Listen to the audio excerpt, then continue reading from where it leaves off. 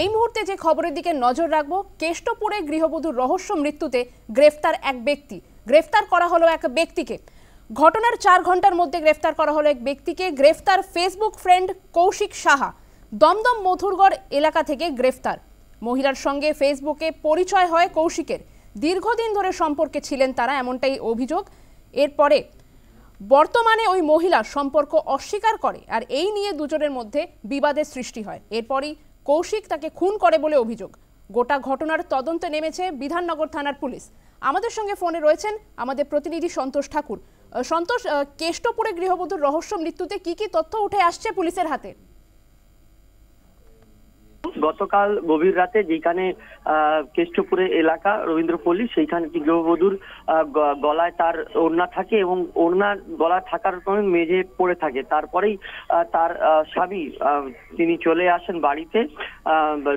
তিনি দেখতে পান কি তার স্ত্রী বিছানায় পড়ে আছেন এবং বিছানায় পড়ার থাকে তার গলায় ফাঁস দেওয়া আছে তারই ওড়না। এবং তারপরেই বাগুইআটি থানাকে ফোন করেন। বাগুইআটি থানা পুলিশরা আসেন এবং পাশাপাশি গোয়েন্দা বিভাগের শাখার পুলিশ কর্মীরাও তারা আসেন।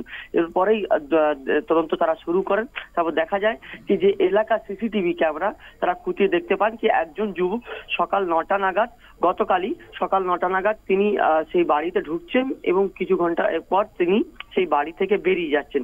হঠাৎ করে এই যুবক সেই বাড়িতে কেন আসলো এবং কেনই তিনি বেরালেন, এই সমস্ত বিষয় তারা খুঁটিয়ে দেখা শুরু করেছেন বাগুইআটি থানা। এবং গতকাল বলা যেতে পারে কি 4 ঘন্টার মধ্যে এই খুনের যে কিনারা করলো বাগুইআটি থানা, যার মধ্যে এই একজন কৌশিক সাহাকে গ্রেপ্তার করা হয়েছে। পুলিশ সূত্রে খবর, এই কৌশিক সাহা সাথে গৃহবধূর ফেসবুকে আলাপ হয় এবং ফেসবুকের আলাপ হওয়ার পর সম্পর্ক গভীর হয়। এরপরেই রিলেশনে থাকতে চান না গৃহবধূ, সেই কারণে তিনি এই রিলেশনটা ভাঙতে চান কৌশিক সাহার কাছ থেকে, কিন্তু কৌশিক সাহা রিলেশন ভাঙতে চাইছিলেন না।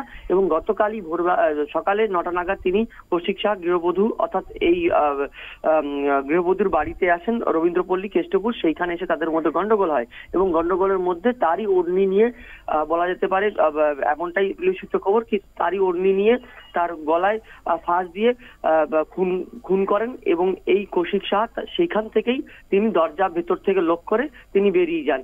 এরপরেই তার স্বামী যখন রাত্রিবেলা আসেন তখন দেখতে পান স্ত্রী এই অবস্থায় অর্থাৎ গলায় ওড়নি দেওয়া পড়ে আছেন বিছানায়। তারপরেই পুলিশকে ডাকা হয়। পুলিশ সিসিটিভি ক্যামেরা খুঁটিয়ে দেখতে পান, সেই যুবককে চিহ্নিত করতে পারেন।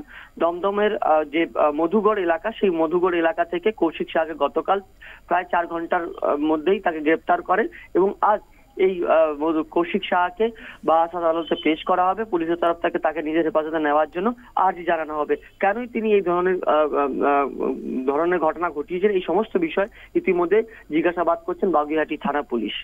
ধন্যবাদ সন্তোষ। এই ঘটনায় মৃতের শ্বশুর শাশুড়ি কি জানাচ্ছেন শোনাবো। কোনো অশান্তি ছিল না না না তো বাইরে গেছিল মেয়েটা, কোথায় বললো উড়িষ্যায় গেছিল। আচ্ছা, তারপর কবে ফিরেছে? পরশুদিন বুধবার ফিরেছে। পরশুদিন ফিরেছে। হ্যাঁ, কোথায় গেছিল? বিউটি পার্লারে কোন কাজে গেছিল বাবু। হ্যাঁ, না না না না না আমাদের কোনো ঝামেলা নেই বাবু, আমাদের একসঙ্গে থাকি না, কোথেকে ঝামেলা হবে। আজকে কখন খবরটা পেলেন? আজকে এই তো সন্ধ্যেবেলা পেলাম। আমার ছেলেই বললো, মা তুমি ঘরে এসে দেখো, মা তুমি সেই গিয়ে আসো, আমার কাছে কেউ নেই, একা একা আমি এসেছি, দেখো কি অবস্থা ঘরে। কি অবস্থায় উদ্ধার হয়েছে বললো কি ঝুলছিল কি বললো। কোনো অসুবিধা দিয়ে এত মিল, মানে স্বামী নালে একসঙ্গে দুজন খাবে দাবে 100 মিল। তারপরে এই আগে কাজ করতে এইখানে বাগুইআটিতে বিউটি পার্লারে চাকরি করতে, তারপরে ওখানে কি ট্রান্সফার গেছে উড়িষ্যাতে কাজ করতে।